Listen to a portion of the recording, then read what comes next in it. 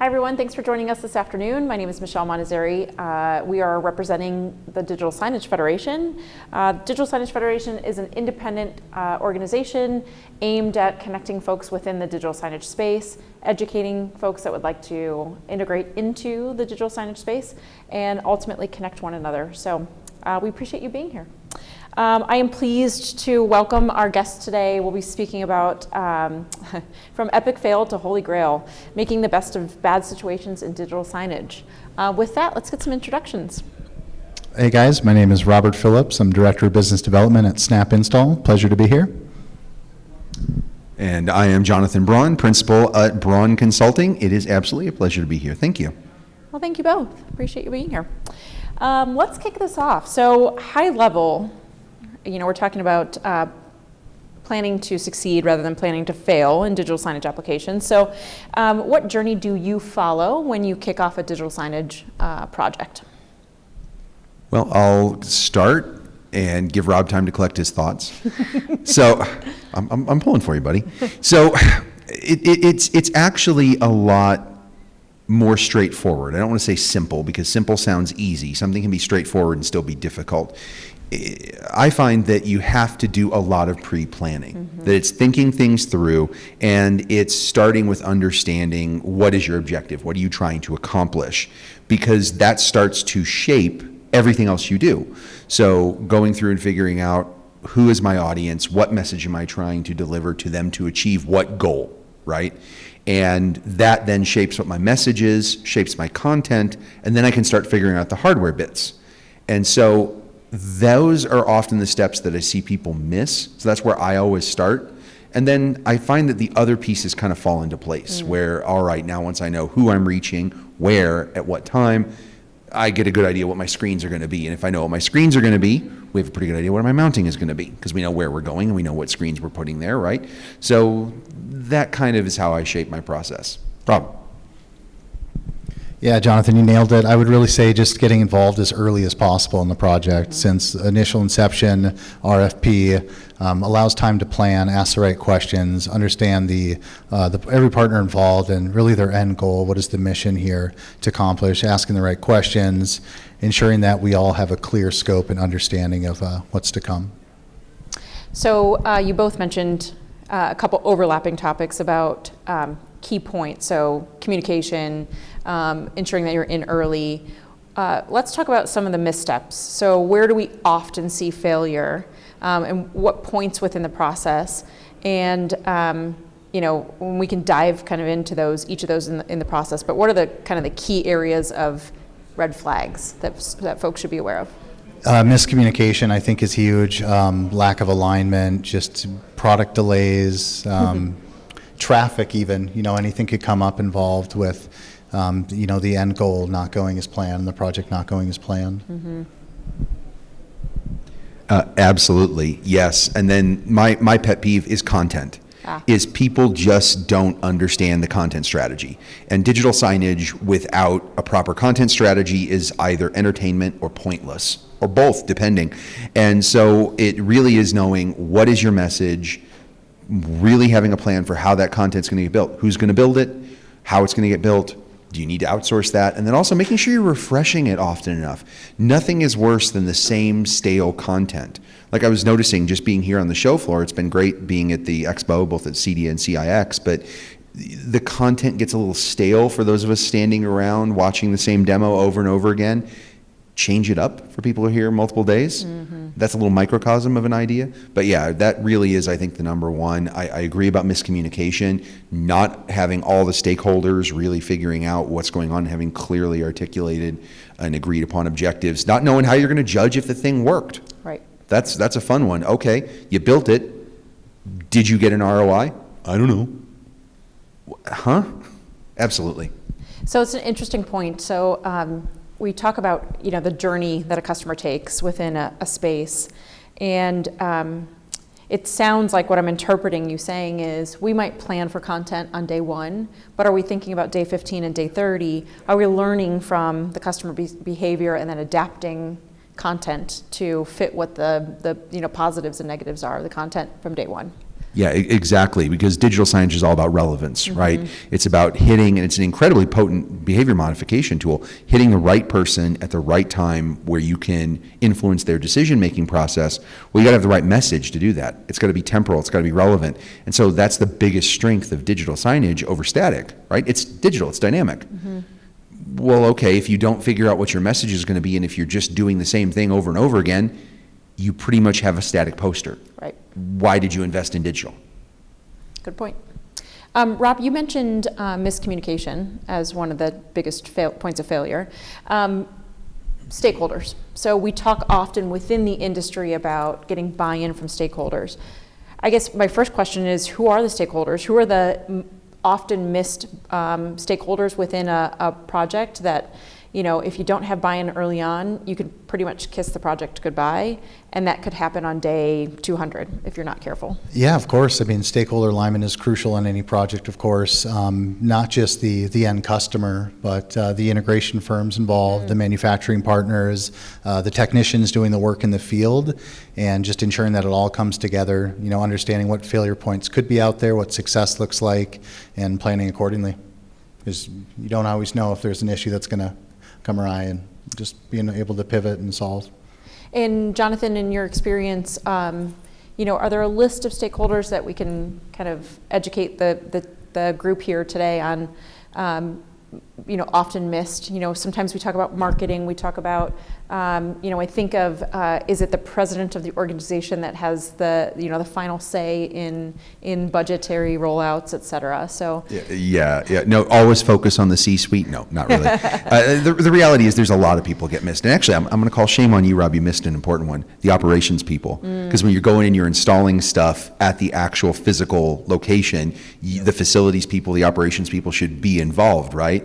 And that's kind of the thing, is that it's not always just the president or the VP or someone in the C-suite who's making these decisions. Yeah, they may have the final say because they control the budget, but it's the actual people who are going to use it day in, day out. If your marketing team is going to be creating content and they're going to help judge who that content gets delivered to, they need to be part of the process. IT. You know, don't just go, oh yeah, it'll go on the network, it'll be fine.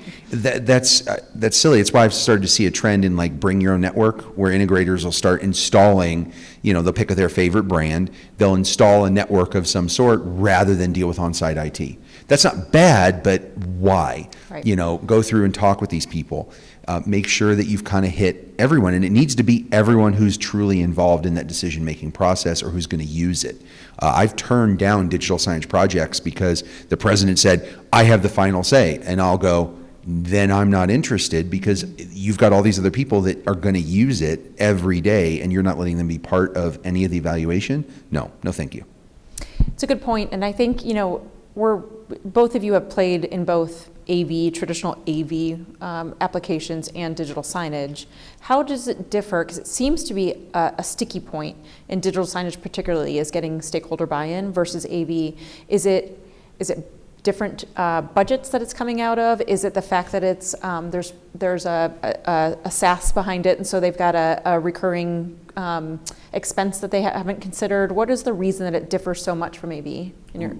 I'm definitely looking forward to hearing Rob's thoughts on this one too. But to me, the AV people tend to automatically assume, oh, this is AV. Well, it kind of is, because you've got flat panels typically. You've got some form of connectivity. You've got mounting. Those things are the same, whether it's residential, whether it's commercial, a home theater, conference room, doesn't matter. But the approach is different, Yeah. right? So with signage, you're looking for a different outcome. You're not entertaining. You're not using a unified communication system, you're video conferencing, right? So I've got a different philosophy behind it, but the thing is it scales differently. Doing a 1,000 screen network is far different than doing 1,000 conference rooms, right? And so it scales differently. It is different budgets, because you may end up with marketing having some of the budget or sales having some of the budget, where normal operational, capital expense budgets for the building pay for conference rooms. So it's I think a little bit of a different approach, and anyone who's comfortable with the physical cables, mounts, screens, you can do that physical install, you could get into signage if you then say, hey, I've got to understand the other kind of soft aspects of it. Yeah, and signage can mean so many different things these days, but if we're talking about traditional, digital signage, screen and media player with content showing, I feel it's just important that we do have an understanding of the budget from our side. We're the installation firm going out there, so we don't see the cost that the end customer is paying for the screens and the mounts and the monthly subscriptions, but having an understanding of if we're mounting this to a wall or a ceiling, scope creep does come up, and just finding ways to ask these questions on the front end, throwing out all the potential additional items that may come up throughout the project is going to be important. So you brought up a really key word that I think is super interesting, particularly in the position that Snap Install plays or any installation team. You're the face to that client, right? They're the one that they look at. You are the one that they look at when the project starts to slip in timelines or isn't going as planned, or budgetary issues arise. You're the one on site. So let's talk a little bit about project scope creep and how you deal with it. How do you manage it? How do you communicate well? And how do you ensure that all of the partners within the ecosystem of that solution are on board with the same expectations? It goes back to bringing us in early and asking the right questions, ensuring that we have an understanding of the end customer's goal in mind, and throwing out potentials. If we get on site and there is a ceiling-mounted display that we did not plan for, we don't have the proper equipment for that. Mm-hmm. If they have an additional display, not only does that change the budget and affect the pricing, but we need to understand that ahead of time so that we can block enough time, and that's going to be crucial. Yeah. Jonathan, anything to add to that one? Yeah, absolutely. You can't just always run to Home Depot. No, that is so important. And, we've talked about this before, and I've had conversations with other folks from Snap about it. The logistics of figuring out all of the hardware. When you're doing signage at scale, where you might be doing 100 locations, it's not just taking, you've got your chief mount from our friends at Legrand, and you just throw the box in the van and you go, we're good. It's you need to make sure, we get out there, I have to install up on a ceiling. I wasn't planning for that. Like one of the nightmare installs that I've kind of got to dabble with was GameStop. Nothing against GameStop other than being a meme stock.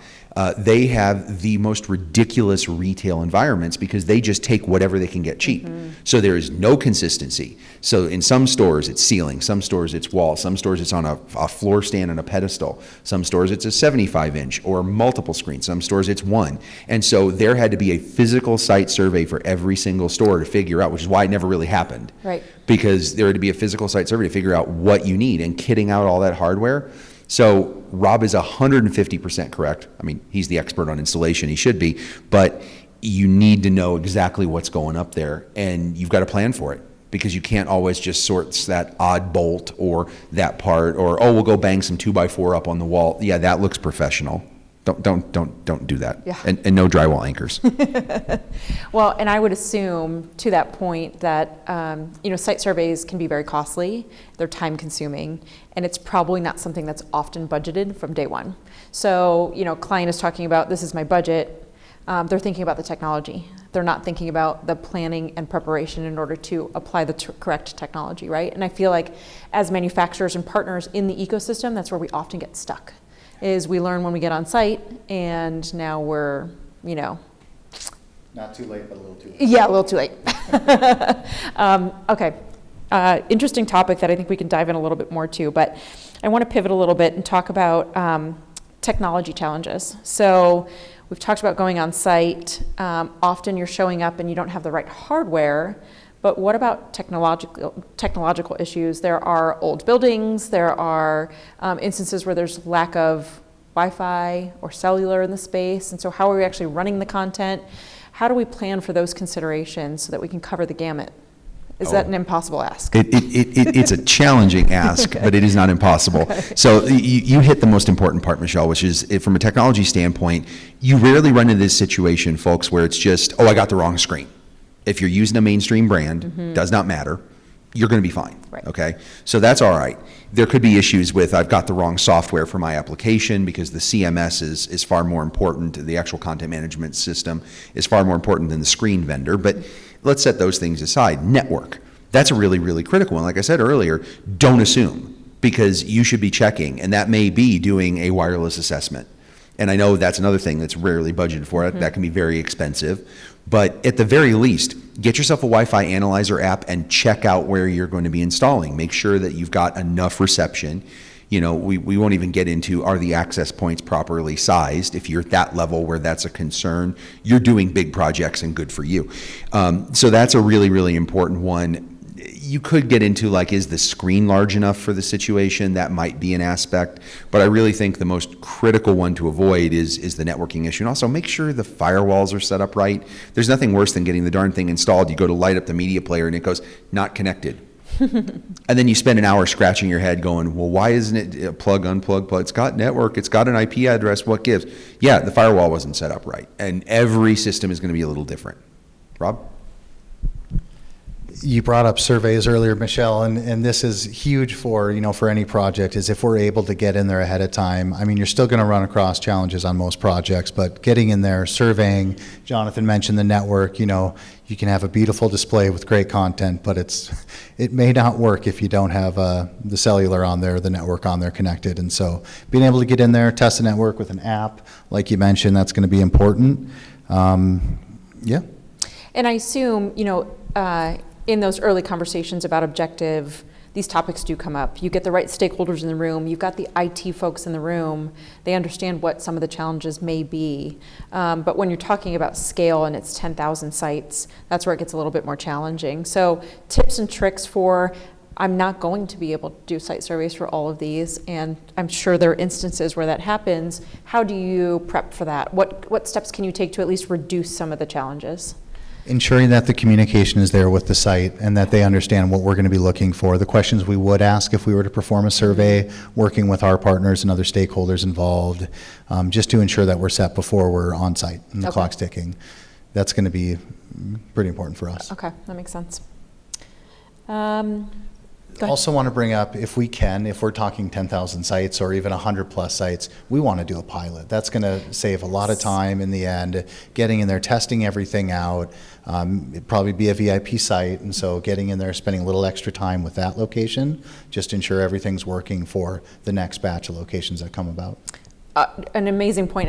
I'm surprised we didn't bring this up earlier, but POCs are imperative in digital signage, and I think we can all agree that not only does it help with technological snafus that you might cross, but also, are we meeting the objective that the client asked for? Is it the right technology? What else might we consider in terms of data analytics to measure success? How is the content functioning? Anything else that happens within the POC that somebody should consider so that they can check that off the list of, I've done my due diligence? Yeah, those are really the key ones, but I 100% agree. Doing a proof of concept pilot, whatever you want to call it, that's, by the way, that's not just for big giant rollouts either. I mean, if someone's doing, you luck in, you've got an opportunity, you're doing 4 or 5 sites, it's still worth taking that first one and really spending that effort. So I think you hit all the important points. Also, sometimes there's a compromise with these larger installs where you may end up spending some money on things like fasteners and hardware, where you just kind of build a generic kit that should hit the vast majority or will hit the vast majority of the layouts. That may seem a little wasteful, but it's cheaper than your tech having to go back out a second time, right? If you've got to roll that truck a second time, your cost got exponential. Now, Rob's not going to mind that so much because their teams would be the ones making the money, but it ends up being expensive, and our customers don't budget for that for the most part. They're not going to pay more because, we didn't do a site survey. So if they don't pay for the site survey in the first place, there's a challenge. So I think that you really hit the important stuff. Okay. And that's actually, you brought up, just installation in general and planning for installation. So Rob, in your experience, what can manufacturers do to make your life easier? Oftentimes we're dealing with very tight windows. Product is dropping on site and it has to be installed that evening. How can that process be improved to ensure that your folks don't end up on site and have to waste an entire day where they couldn't get the installation done? Yeah, I mean, that goes back to even the manufacturer's warehouse, ensuring that all the nuts and bolts are in that kit. There's nothing missing in there. Ensuring they're sending the right mount for the display. If it's rated for a 75, we're installing an 86. It's not as beneficial to have that mount on site. But we've had really good luck with our manufacturing partners. It comes down to that initial design. Are they speccing the right product? The manufacturer might just listen to their partner and say, yeah, we have that in stock. rather than asking the questions, well, what is this for? And so just ensuring that we have everything set in advance. That communication's there. But like I said, we've had good luck with our manufacturing partners. That's great. It is fun to live in this space and see. We often equate it to kids on a soccer field. That the soccer ball, the client is in the center, and all the partners kind of move together, and that's what leads to successful applications or rollouts. Is we've all got to be on the same page on day one, right? Communicating throughout the project too, having those KPIs, understanding what's most important for reporting, and having daily calls, weekly meetings, whatever that means. Just everyone's involved, especially for the larger projects. And how does the client identify an SME? Like, who is their trusted advisor that they can go to? Typically not a manufacturer, sometimes a consultant. There's not a lot of consultants that play in these very large rollouts. It's often client designed with an integration partner. But early on in these stages, who can step up and be brought into the table to kind of put all the parts and pieces together? Definitely consulting firms when they're available. Also, there needs to be an expert on each partner involved, though, and a main contact. There needs to be less cooks in the kitchen when you're looking at something where 3-4 different partners involved. And Jonathan, in your experience, I know you've got consulting after your last name, so it is the space you live in. Where do you see the most success? How does that project get kicked off? Who's the kind of the center lead for it when it's well done? Yeah, absolutely. First, Jonathan, Jonathan. No, shameless self-promotion. No, since I have been that type of consultant, and I do, other than getting to serve on the board of the Digital Signage Federation and running the Digital Signage Experts Group, I do actually have to have a day job. And so I do actually design digital signage projects. And yes, a firm like mine, there are a few of us out there. We're not huge, but there are a few of us out there. Absolutely a great place to start. I really enjoy getting to work on those projects. But if I think about how I tackle it, it becomes the person who's going to make those decisions, does that kind of planning, is identifying a single point person inside your organization to coordinate all the stakeholders to handle. And Rob's stressing communication is really important, because most of the time it does fall by the wayside. Oh, I just assumed. Right. It's killer. So that's definitely the way that we tend to tackle it, because that's really what I'm doing. And the beautiful part is it doesn't have to just be for giant rollouts. Even for a small one, having someone who understands, you can usually multiply, but there's some subtlety to it. I think the CMS company, let's say typically it's not going to be a hardware manufacturer, right. But I will tell you, if you have to lean on someone, you do not have access to a consulting firm, the budget to do that, you don't have the knowledge in-house, your CMS vendor partner will be one of your best places to get information, because they'll help guide you on screens, because they'll know what's compatible, or media players if you got screens in mind already. They'll help you know what's compatible. They'll have some relationships there. The screen vendors can help connect you with mounting partners like our friends at Legrand. They can get you connected up to who you need, and you'll get access to those subject matter experts. But this is where you have to be very, very careful. You want a partner, not a vendor. Vendor will just sell you something. A partner will say, what Rob said earlier, well, what are you using that for? Not just, hey, can you send me this number of mounts? And we might end up with that. It's a 75-inch mount. We need to mount an 86-inch screen. It's, well, wait a minute, hold on. Before I put that PO through, what are you doing with these? Not, digital signage. No, what are you hanging on them?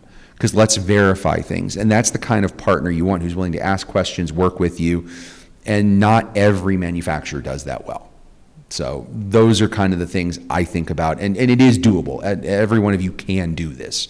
It's not as quite as complicated or as doom and gloom as we're making it sound. No, it is really doable, folks. And and the ROI on these projects is significant, right? It is. We're talking big brand names that typically are investing in large scale rollouts, right? One of the things that I've noticed on the manufacturing side, and I just would love for each of you to touch on it, is the project management side of these rollouts. It's something different than has been done in traditional AV, because you often have a truck rolling out to a site. You're on site for 6 months to do a full install. That's not necessarily the case in some digital signage applications. You are at the site for 24 hours and you have to get it done. And so you don't have extra equipment to turn to. And so project management becomes a really interesting role that a manufacturer can offer. What has been your experience so far? Have you seen that come to fruition in some applications where it's worked really well? And how did that play a part in the whole ecosystem, I suppose? Oh, I'm looking forward to Rob's input on this because, again, the actual installation, folks. But no, I think there is a place in heaven for project managers, by the way. That's for anybody out in the audience. You deserve to be sainted because it really is the area where things can break down pretty badly, right? And you're correct, Michelle. Not that you need my validation, but you have it. It's that whole issue of, okay, we need to plan everything out. And you don't have, we don't have the part to hang the conferencing cameras, so let's move on to another part of the project. We're not going to have this done today. You're sending an installer or two installers to a location, and you have hours to bang that screen up there or screens up there, get it done, have it finished, and you walk away. And if you have to go back out, you're reducing profit. And there's so many good opportunities to get profit out of a digital signage project, but you're going to start eating into that really quickly. And so the project management is absolutely critical. That's so many of the things that we've been talking about here, like planning the hardware and all that, would fall under the project manager, making sure everything's done. Scheduling access. Yep. You show up, you're doing a quick serve restaurant, and you show up to the restaurant, and all of a sudden the manager goes, I didn't know you were coming today. Yeah. We're not prepared for that. We're not set up to do that install. So you're going to have to come back. Well, you've just lost that money. You brought up a good point there, not just the importance of the project management team, but that communication and being able to call that site ahead of time, remind them we're coming. Even though we scheduled it 3 weeks ago, it's the date and time. We communicated multiple times. But again, it goes back to bringing us in early. Our project management teams are crucial in the success of a project. They're often the communication channel between the technicians and the different stakeholders involved in the project, ensuring that we're educated enough so that we can answer those tier one questions from our technicians that they have. If we can't get a hold of the manufacturer, we can't get a hold of our partner, we have to make those game time decisions on the fly. And so knowing the end goal of the customer is going to be important to communicate that back to our team in the field. It's very true.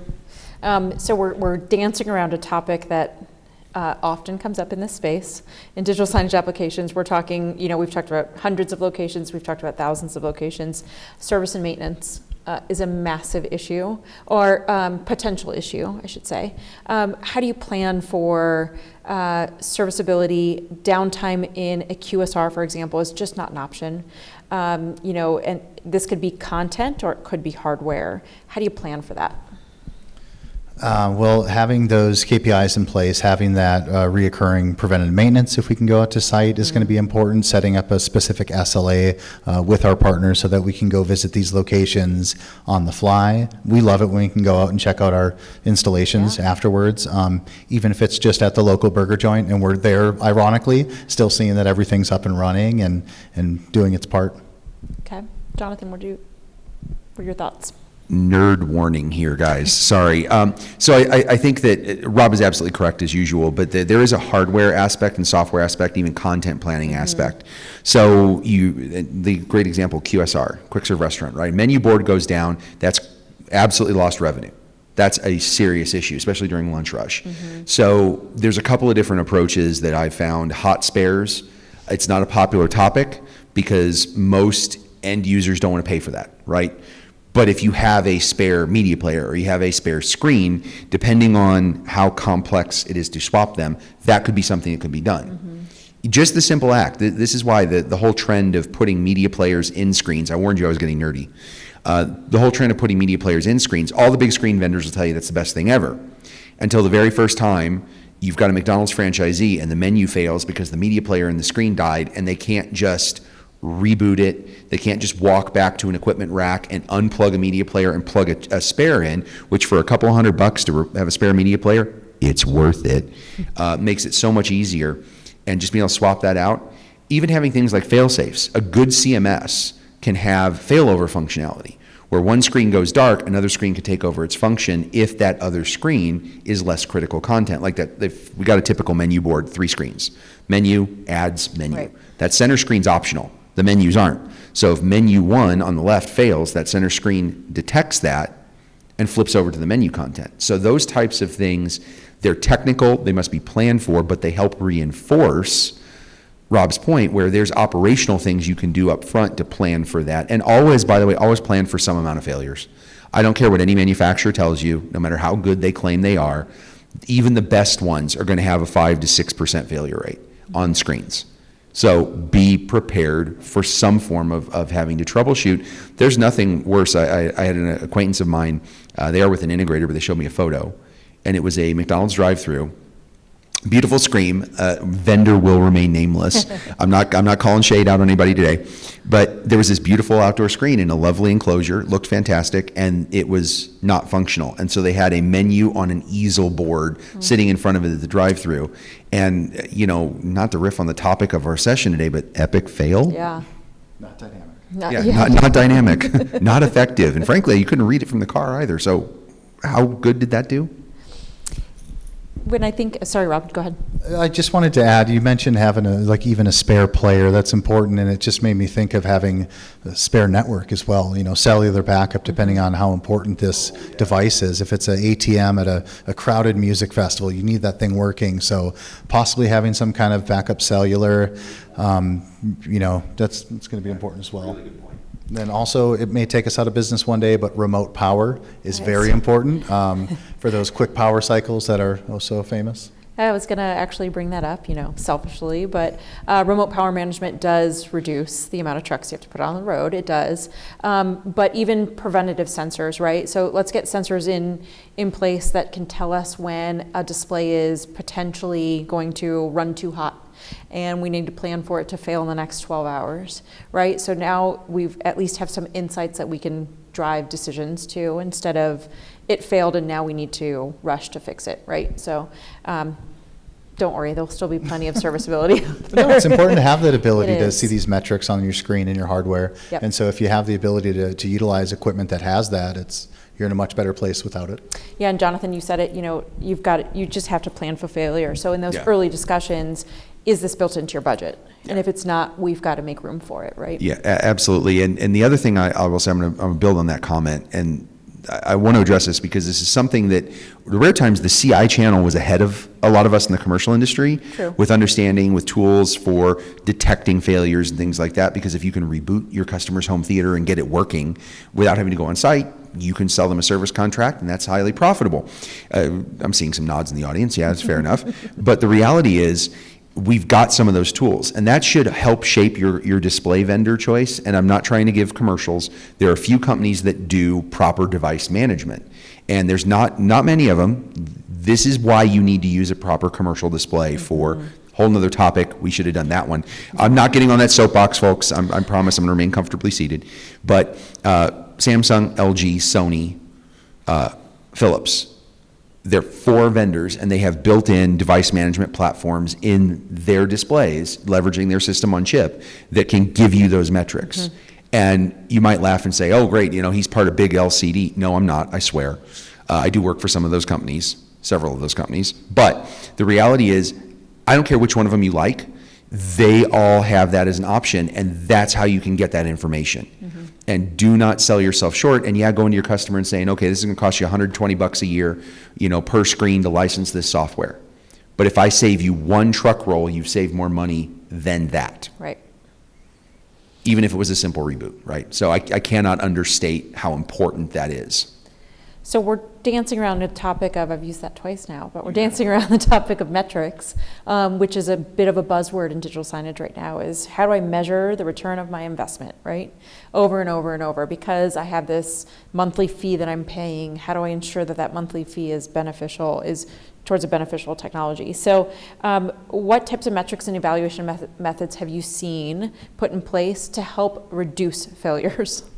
Oh, absolutely. So there's kind of 2 aspects to that. This is where the static signage industry actually taught digital signage something. So if you've ever worked around billboards, almost every billboard now has a webcam sitting watching it. And they're paying for cellular service to stream video so that you see, and you know what they're trying to do? Not just physically see the billboards okay. Are the lights on? I learned this was wild. I've got a company I work with that does lighting for billboards. And if the lights are not on, the one time the billboard advertiser drives by, they call up the sign company and go, hey, you got to refund me the whole month's fees for using that billboard because you couldn't prove that was on, that was lit. uh-oh, now they're all watching it. So with digital signage, we've got things like those device management platforms. We're starting to see more cameras. And that's where analytics really comes in.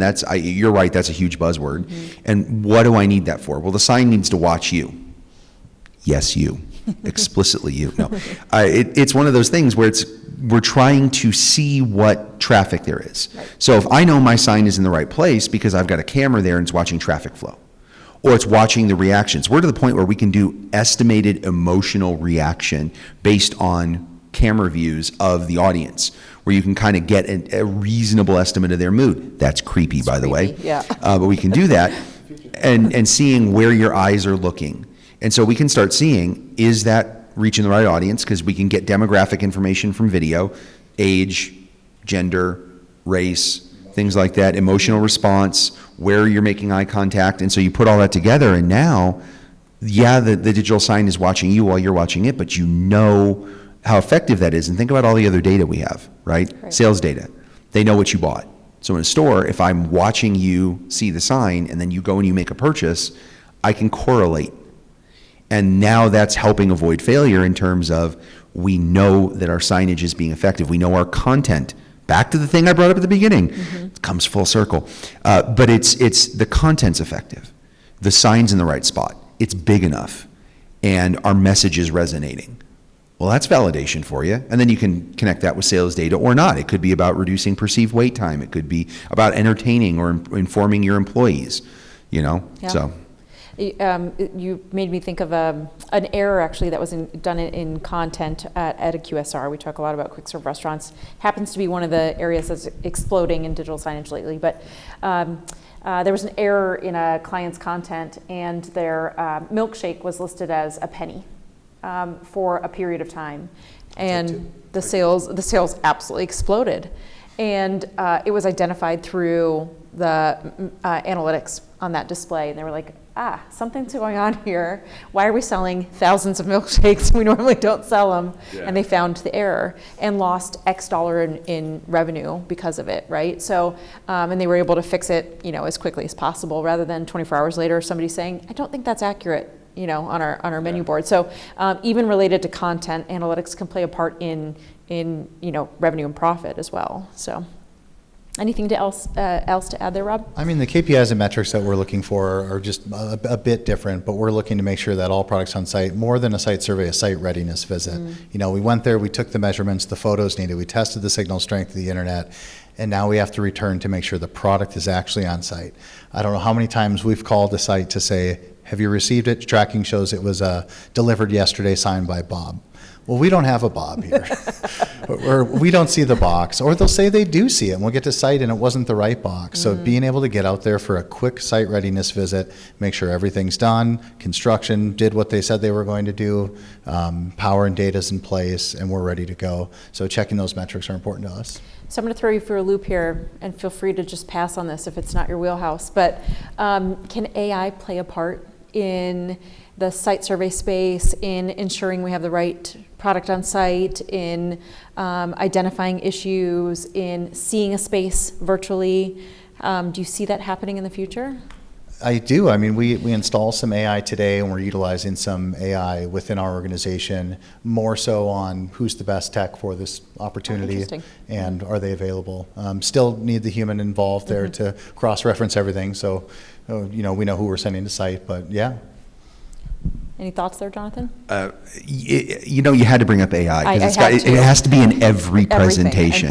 But no, we didn't do that in our panel earlier. We did not. Wow. Oh, wow. Okay. We should talk to Ryan about that. Yeah. No, the whole thing with AI, I think Rob kind of hit on the important stuff on the installation side. I'm going to just comment on the support side, since we did talk about maintenance earlier. AI can be a maintenance tool, because it can be a troubleshooting tool. Right. So now all of a sudden a Cat5 cable got unplugged, and you can use a large language model to go through and basically have a support bot to ask it a question, hey, I've got this situation, and it gives you step-by-step the analysis. I was looking at JetBelt earlier, and they have a chat bot they're showing off in their booth, which is really cool, where it asks, like, you scan a QR code on the screen, and then it says, need help. And okay, well, what do you see? Do you see, do you have video on the screen? No. Oh, well, do you have a power light? Yes. Well, is the HDMI cable, and it just walks step by step through because the bot knows the build. And so if you know what equipment's gone in and what's been installed, then it can methodically do troubleshooting, even a non-educated tech. Even a layperson, a true layperson could follow these prompts. And so that can help head off that support call where you get that wonderful situation. Yeah, Michelle, sorry to pick on you, Michelle. Hey, can you press menu? Now what do you see? No, that doesn't, no. Back out. You don't want to be in that situation. But then you don't get the hold music. Yeah, well, that's a totally underappreciated and absolutely critical resource. I love it. Well, thank you guys both. I guess I've got one final question, and we'll open up to the audience for additional questions. But I guess in closing, so, I am looking to enter the digital signage space. I'm a little concerned that I'm setting myself up to fail. Where do I start? We talked about a lot of stuff. Where do I start to even build a plan to ensure I'm checking all the boxes? Where's a great place to start to learn more? Okay, so I'll do the first obvious one since we did help sponsor the session. The Digital Signage Federation, mydsf.org is a great place to start. Michelle and I happen to sit on the board of directors together, and it is a wonderful location to learn anything more about digital signage. There's tons of education options on there. Also, the Digital Signage Experts Group. So shameless self-promotion a second time, except this one's not for humor. This is legitimate. dseg.org. You can not only get access to some of those certifications through membership in the DSF, but you can gain access to those certifications directly. There is a certification called the Digital Signage Certified Expert. It is a 8-hour general knowledge course about all these sorts of things. I hate doing self-promotion like this. I'm terrible.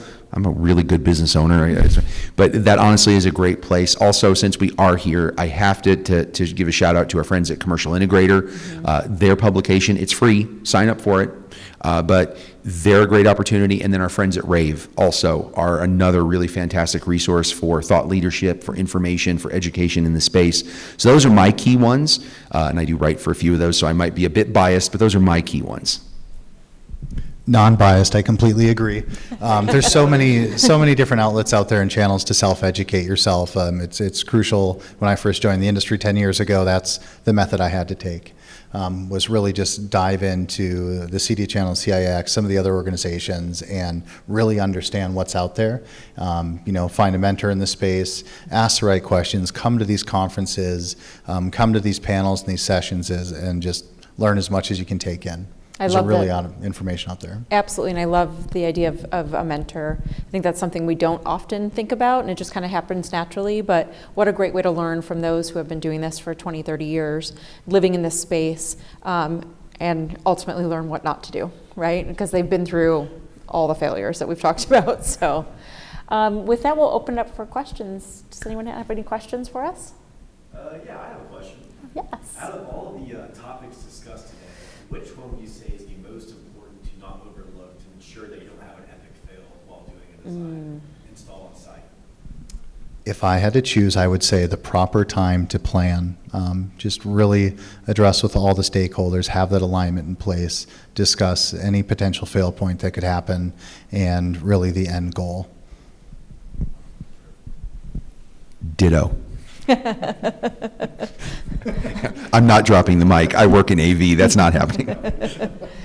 I would not only agree, and I would also add, not being afraid if you have a seat at the table early on, to say, I don't know that I'm not bought in on this. I'm not confident this is going to be successful, and I'm going to walk away. I think that's okay, and we're so afraid to say, this isn't in my wheelhouse, this is not my strength, here's a partner that I think you should speak with. And I think we have to be really comfortable saying no when it isn't going down the right path. Know when to walk away. Yep. Yeah, it is absolutely okay to say no. I've turned down business as a small business owner. It's hard. It is. I get that. I used to sell home theater. Now I've been a consultant. I work for a lot of big manufacturers. I have to pay bills like all of us do, right? It is okay to say no. It's okay to also look at a project and say, hey, this is very hotly competitive. Those really big rollouts, like we talked about QSRs and that, you don't think immediately you're going to start selling to McDonald's, right? Okay. those are so hotly contested, so low margin, so tight. It's okay to say, hey, I'm not going to make enough money to make that worth my while. You may choose to pursue that to get the logo on your PowerPoint slide deck when you're pitching your services. You may do it for experience, but go into that with eyes open. And so it is okay to say no. Now, that being said, there's enough good partners in the space that it is okay to say yes, even if you're not 100% confident, because you can work with partners like Snap, or some of the distributors have design teams, or sometimes your manufacturing partners will have resources for you, or there are consultants like myself available, and we can help back you up so that you look like a rock star. You're the guy that gets to be the face, or gal that gets to be the face of the brand, of your brand. We're just here to help you. Partnership is not a dirty word. Right. It is very much a partnership environment. Yep. Absolutely. Don't be afraid or nervous to ask those questions early on. You know, I had to ask when I first heard the term SOC, well, what is it? What's the SOC? And so, you know, just, never be afraid to ask those tough questions, or questions that you might not know. Yeah. Thank you. Good question. Any others? Yeah. I heard you mention, earlier talking about content, and I always hear that content's king. What's a good example of maybe your favorite use case for dynamic content in the field? Ooh, you want to go for it? Okay, so that's a really good one, and I've seen so many pieces of content, and it's really tempting to go to the big, sexy, experiential ones, like the giant, like the Sphere is a great example, because technically that's digital signage, folks. But the way I approach it is, I think that really the most effective use is at retail, because if I can get a dynamic message that is targeted and relevant to a viewer at the point of purchase, I can get 1 in 3 people to make an unplanned purchase. That is witchcraft. That is amazing. And so I have to get that kind of targeted content, and only digital signage makes that possible, because I can figure out, looking at my sales data, looking at through surveys in the stores, I can get an idea what my audience demographics are, and start putting the correct, oh, hey, it's Saturday morning, I'm in a college town, I'm gonna have hangover remedies available, and I'm gonna put that front and center because it works. Whether it really does or not is another discussion. But yeah, so that's kind of my approach. I think some of the really good campaigns that have used that kind of targeted messaging. Also, motion. Again, digital signage allows for motion, and the onset of motion always draws the human eye. We've all experienced it. You see something move out the corner of your eye, you look. You can't help it. It's instinctual. There are some companies that figured out when they're designing like menu boards. Nestle did this. It was really effective for their Toll House locations, their Toll House cafes. They had a butterfly that would fly around the menu, and it would land on items they wanted to highlight. And I'll be darned if that didn't actually work to increase sales of those particular items, because you followed the butterfly instinctually. It fluttered its wings, and you look at it and go, oh yeah, I will order that chocolate chip cookie. And now I'm hungry. You stole my idea. It's okay. But my first thought was, and this absolutely blew my mind. So call me, ignorant in this space if you want to. But when I learned that that a digital menu board can drive revenue, that blew my mind. To me, as a consumer, I thought breakfast is breakfast and lunch is lunch and dinner is dinner. Well, there was a very large national QSR, quick serve restaurant, or fast casual restaurant, that decided to try out cookies for breakfast just to see how that would land. And it absolutely exploded and doubled their total revenue for that month period of cookies for breakfast. Just having it listed as an item. Just offering it for breakfast, which tells you Americans love sugar. That's what it told me. But that blew my mind. Just the fact that content can drive revenue and profit is something that I don't think we've ever really thought of. We've just thought of it as a means to replace static, right? So. Yeah, dynamic content's, it's exciting, and you see it everywhere around you. I love how it blends with retail technology. I'm a sucker for fragrance, and so walking in and having that quick waft of, your favorite perfume, and being able to understand it does drive, consumer shopping, and it does increase. And then when you see that marketed, or some of the lift and learn technologies out there. Yeah, awesome. Well, thank you all so very much. We appreciate your time. Rob, Jonathan, thank you very much for joining us today. On behalf of the Digital Signage Federation, we appreciate you spending time with us here at CIX and CEDIA, and we look forward to catching all of you on Rave. So we'll see you on the show floor. Thanks, Michelle. Thank you, everyone. Thanks.